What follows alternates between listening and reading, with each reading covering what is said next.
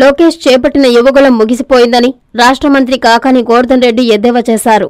యువగళం ముగింపు సభలో ఎవరేమి మాట్లాడుతున్నారో వాళ్ళకి అర్థం కావడం లేదని, ప్రజలకి అర్థం కావడం లేదన్నారు.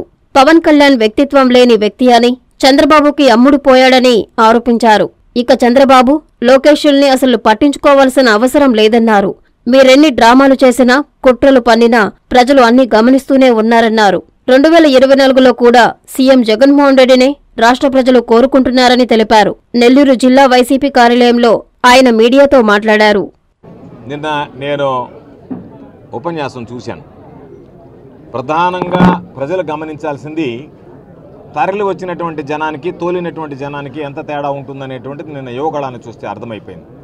రావడం ఏదో పెండ్లుకో లేకపోతే తద్దినానికో వచ్చినట్టుగా కూర్చోవడం, మొక్కుబడిగా వచ్చాము, కనిపించాము, వెళ్ళిపోయామనేటువంటిది తప్ప వీళ్ళు ఎవరు మాట్లాడినా దానికి సంబంధించినటువంటి స్పందన ఎక్కడా వచ్చినటువంటి పరిస్థితి లేదు. మనందరం చూసినటువంటి విషయం. పోతే చంద్రబాబు నాయుడు మాట్లాడడం కానీ, పవన్ కళ్యాణ్ మాట్లాడడం కానీ, లోకేష్ మాట్లాడడం కానీ, ఆ పిల్లవాడికి మాట్లాడడం చేత కాదు. పెద్దగా లోకేష్ను గురించి పట్టించుకోవాల్సినటువంటి అవసరం లేదు. ఎందుకంటే ఆ పిల్లవాడికి పాపం ఏమీ తెలియనటువంటి వాడు. పిల్లవాడు ఎక్కడికి మాట్లాడాడో, ఎక్కడ ప్రారంభించాడో, ఎక్కడికి వెళ్ళాడో, ఎక్కడికి ఎండయ్యాడో కూడా తెలియనటువంటి పరిస్థితి. రకరకాలుగా మాట్లాడాడు. సరే, చంద్రబాబుని గురించి పెద్దగా పట్టించుకోబడలేదు. అల్జీమర్స్ ఉన్నాయి, చంద్రబాబుకి ఇబ్బంది. అందుకని చంద్రబాబు నాయుడు మైక్ పట్టుకోలేడు. మైకేల్ జాక్సన్ లాగా మెడకు ఒకటి తగిలించుకొని వచ్చి మన కాగితాలు తిప్పుకుంటా, చూసుకుంటా, వాటిలో చెప్పిందే చెప్తా, రకరకాలుగా సపోర్ట్లు కొట్టండి, చేతులు ఎత్తండి, ఇదే పనిలో ఉన్నాడు. మూడో వ్యక్తి పవన్ కళ్యాణ్. పాపం పవన్ కళ్యాణ్ చూస్తే జనసేన పార్టీకి సంబంధించినటువంటి కార్యకర్తలను చూసి జాలి వేసేటువంటి పరిస్థితి. నిన్న చెప్పాడు, జగన్మోహన్ రెడ్డి గారు కొంతమందిని మారుస్తున్నాడు, జగన్మోహన్ రెడ్డి గారినే మార్చాలని. జగన్మోహన్ రెడ్డి గారు మార్చాల్సిన ముందు పవన్ కళ్యాణ్ మారాలి. నీ వ్యక్తిత్వం మారాలి, నీ మనస్తత్వం మారాలి. ఒక మనిషి రాజకీయాల్లోకి వచ్చిన తర్వాత ఆదర్శంగా నిలవాలి. ఆదర్శంగా నిలవడానికి నీ దగ్గర ఏదైనా ఒక్క క్వాలిటీ ఉందంటే, వ్యక్తిగతంగా నీకు క్వాలిటీస్ లేవు. నీ మనస్తత్వాన్ని గురించి, నీకు జరిగినటువంటి నీ కుటుంబ నేపథ్యాన్ని గురించి చిన్నపిల్లవాడు కూడా ఈరోజు కథలుగా మాట్లాడుకునేటువంటి పరిస్థితి.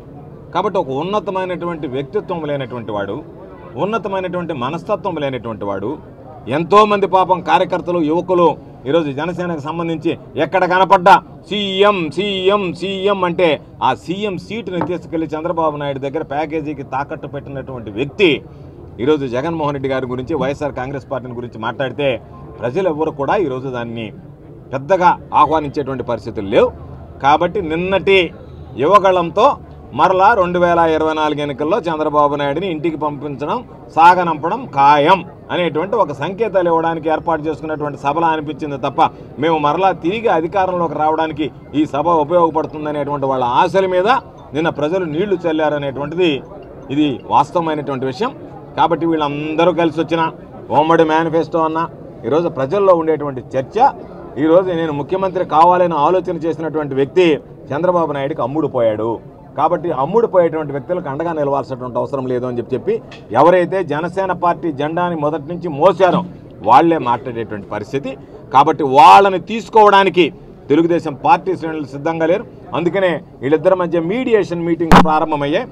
ముందు ఆ మీడియేషన్ అయిపోయేటప్పటికి, వాళ్ళకు అవగాహనకు వచ్చేటప్పటికే ఎన్నికలు కూడా పూర్తయిపోతాయి. అప్పుడు దాకా ఎవరి పార్టీ కూడా తన్నుకుంటా, ఎవరి ఫ్లెక్స్లు వాళ్ళు చించుకుంటా, ఇంకా చొక్కాలు చించడం ఒకటే మిగిలింది. చంద్రబాబు నాయుడు చొక్కా పవన్ కళ్యాణ్ చొక్కా చంద్రబాబు నాయుడు కానీ చించేస్తే ఆ పని కూడా అయిపోయినట్టు ఉంటుంది. అగ్రస్థానంలో ఏదో ఒకరోజు అది కూడా జరిగేటువంటి పరిస్థితి ఉంది.